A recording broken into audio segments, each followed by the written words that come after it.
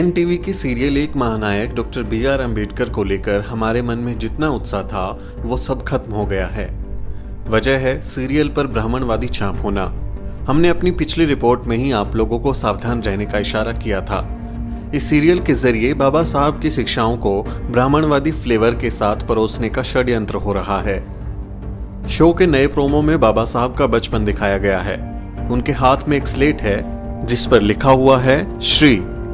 साथ ही प्रोमो में माता भीमाबाई बाल अम्बेडकर के साथ छुप छुप कर मंदिर के दर्शनों के लिए जाती हुई दिखती हैं। ब्राह्मणवादियों के झूठे पतलों से दोनों गुजरते हुए दिखते हैं।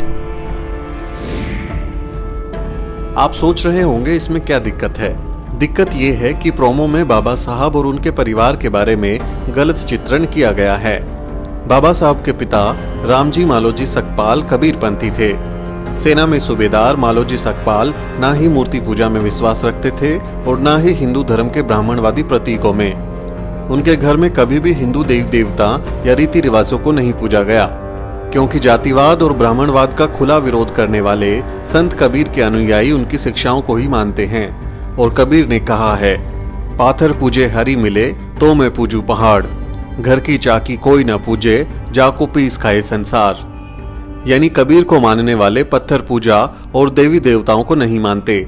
लेकिन शो के प्रोमो में बाबा साहब और उनकी माता भीमाबाई को न सिर्फ मंदिर के दर्शन करते हुए दिखाया गया है, बल्कि स्लेट पर श्री लिखा हुआ भी दिखाया गया है। श्री ब्राह्मण धर्म का ही प्रतीक है।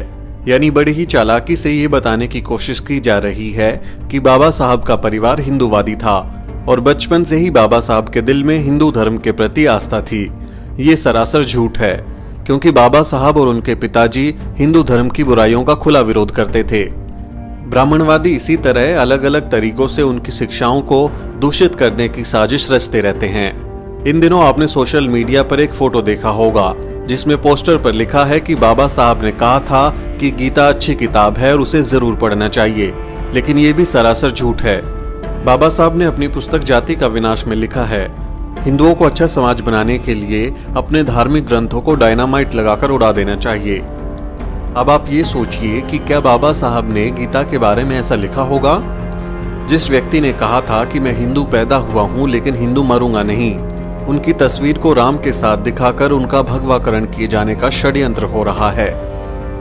हिंदू धर्म को ठुकराकर समानता के प्रतीक बौद्ध धर्म को अपनाने वाले बाबा साहब को हिंदू धर्म से जोड़ने की नापाक साजिश रची जा रही है। इस कड़ी में एनटीवी का नया धारावाहिक भी शामिल हो गया है। इसलिए अम्बेडकर वादियों को ज्यादा अलर्ट होने की जरूरत है, क्योंकि जो लोग बाबा साहब की असली शिक्षाओं को नहीं जानते, उनके दिमाग पर ऐसी तस्वीरों, गानों और वीडियो का बहुत असर होता है। आप ये वीडियो ज्यादा से ज्यादा शेयर करें ताकि बाकी साथी ब्राह्मणवादियों के चक्रव्यूह को समझ सकें। जय भीम, जय भारत। बहुजन समाज से जुड़ी हर खबर जानने के लिए सब्सक्राइब करें द शूद्र और बेल आइकन दबाना ना भूलें।